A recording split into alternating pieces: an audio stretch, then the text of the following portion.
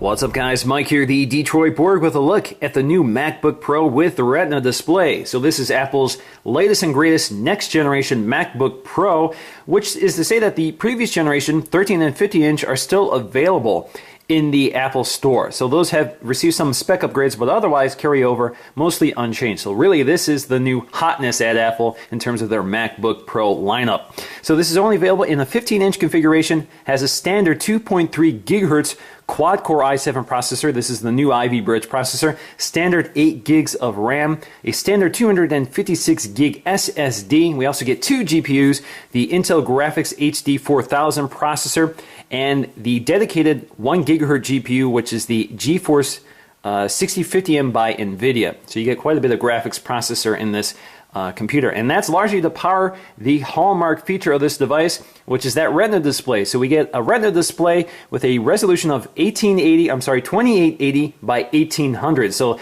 that gives us 220 ppi. That's quadruple what the previous generation or current generation, cheaper generation 15-inch MacBook Pro gives you now. Now that base configuration starts off at $2199, but you can go up from there. You can get a 2.7 gigahertz quad-core processor. You can upgrade the RAM to 16 gigs. You can upgrade the SSD to 768 gigs.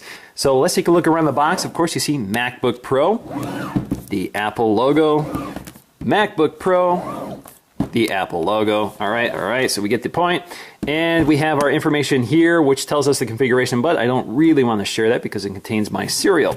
So let's go ahead and crack this open and see what we get in the box.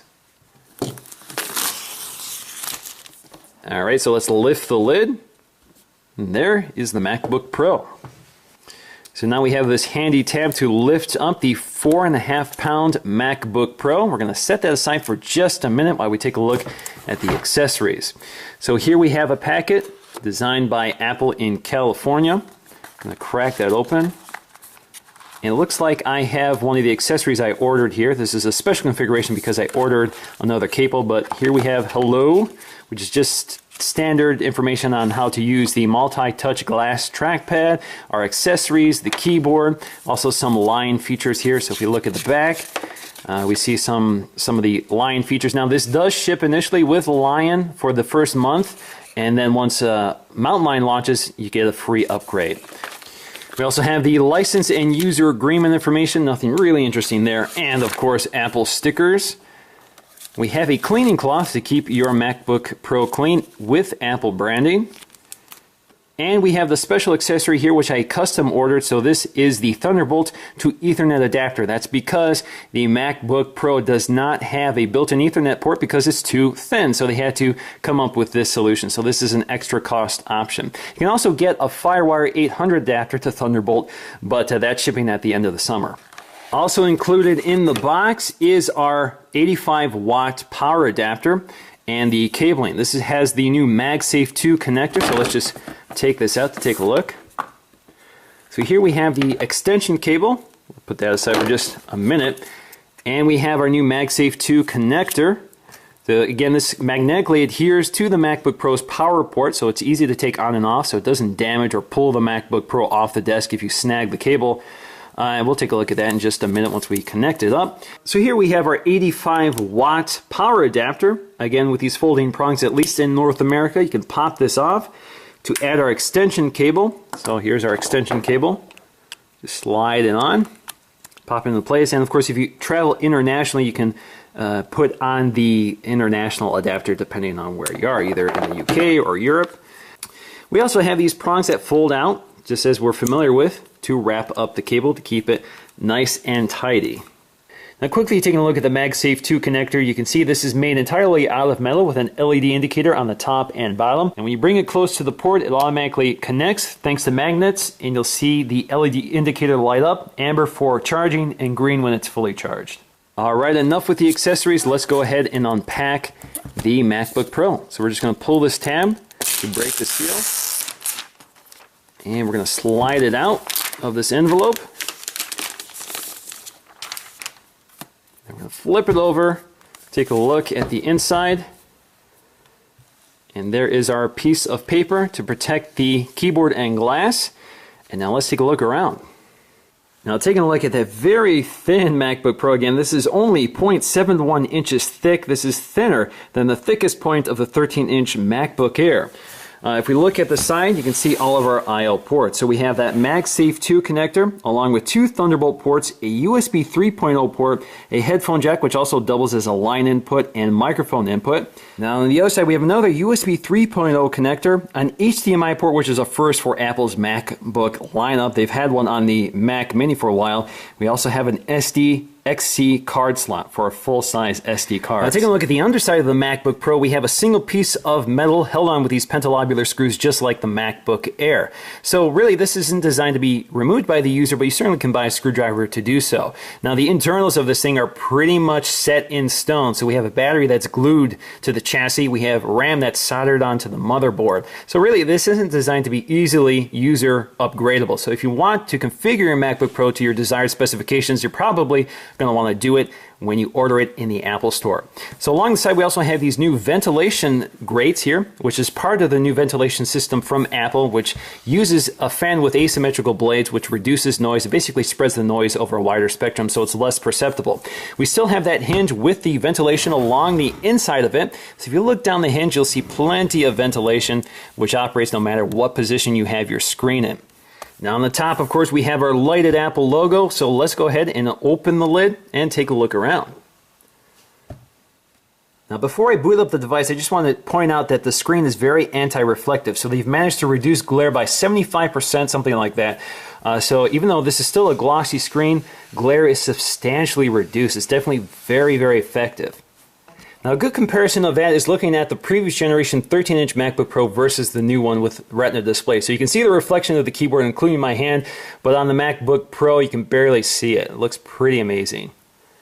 Now taking a look at the keyboard, we have a standard Apple keyboard full size with the function controls at the top. Really nothing much has changed here. You can see it's still flush with the metal body, so if you look on edgewise you can see they sort of disappear into the side, so you can see they're recessed here. So again, just a chiclet style keyboard, backlit of course. We also have our speakers. So we have stereo speakers. Apple says this is the best speaker system they've ever designed for the MacBook. And you can see if you look at the grills themselves, they're sort of etched into the unibody metal. So it looks pretty nice. They're pretty rugged and sturdy. We also have dual microphones in here for better audio recording. Now we still have our oversized multi-touch glass trackpad. Now just to show you the hinge with the ventilation system, again, if you look down you can see the milled metal. They've actually milled channels into the chassis to ventilate the body of the MacBook Pro. It actually looks kind of cool. Alright, so before we take a look at the display and the other things that are bolted into it, let's turn it on. And one of the things that Apple has borrowed from the MacBook Air for the MacBook Pro is a power button included on the keyboard. So no longer a dedicated power button, we have one built right in. So let's tap that and turn it on. Now a few things about this display. Again, it's 2880 by 1800 for 220 ppi. This is an IPS display, so it looks good off-axis. So definitely better than what most MacBooks have had previously. We also have a 720p HD FaceTime camera up here along with an ambient light sensor and an LED indicator. So that will let you know if the camera is operating. So let's go ahead and set this up for the first time. Alright, so I've gone through the basic setup process of logging into my iTunes account, setting the name and password, and now you just need to take a picture. So let's take a snapshot. Smile. Alright, that wasn't a smile, but that'll do anyway, so let's continue. You can also zoom in and crop, I guess. But let's go to next. Select my time zone. I'm in Rochester Hills, Michigan, so it knows that. Now it just wants to confirm that I know how to use the trackpad, so let's do that. And click Start Using Mac OS X Lion. So I'm going to log into my password, which I set during setup. There it is. Next stop is iCloud, so it wants me to log into my iCloud account. Now what iCloud will do is sync my bookmarks, calendars, and contacts from my account, so it'll set up automatically, and I want to activate Find My Mac, so if it gets stolen or lost, you can use GPS or other location services to find my Mac, and I can also connect to it to either set a password, lock it, wipe it, that sort of thing. So let's go to next, and allow that feature. So we're done, and my information is transferring. In fact, it's letting me know that I got some calendar alerts. Wow, so that display definitely is very impressive. It's very bright, very vivid. The contrast is very dark. I've definitely never seen a display on a MacBook that looks this vivid. It definitely stands out right away. Definitely a big deal, so it looks great.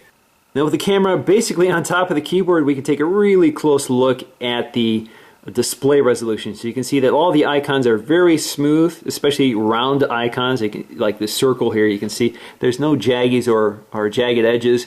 Now if we compare that to the MacBook Pro, you can see there's a huge difference there. There's a lot less detail, a lot more obvious pixels, a lot more jagged edges. Not just the resolution is improved, but also the color and contrast. It makes a big difference overall. It's not just about resolution, it's also about the quality of the color, the contrast, the off-axis viewing. Huge improvement with the new display.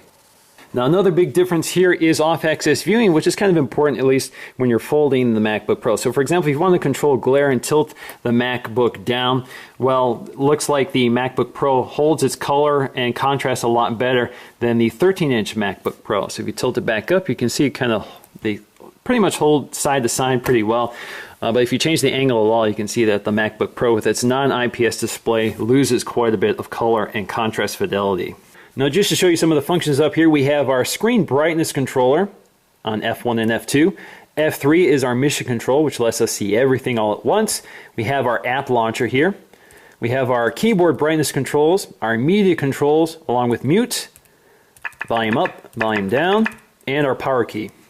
Now also taking a look at that backlit keyboard, which again is pretty familiar. Nothing really new here. Looks about the same. This works with the ambient light sensor, so it will only turn on if you need it. And you can also override that. And you have your manual controls here for turning it up or turning it all the way down.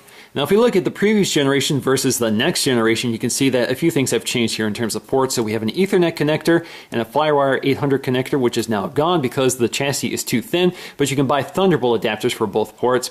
We also have a thinner MagSafe 2 connector. So this is MagSafe 1, this is MagSafe 2, so it's thinner and a bit wider, again, to accommodate that thinner design.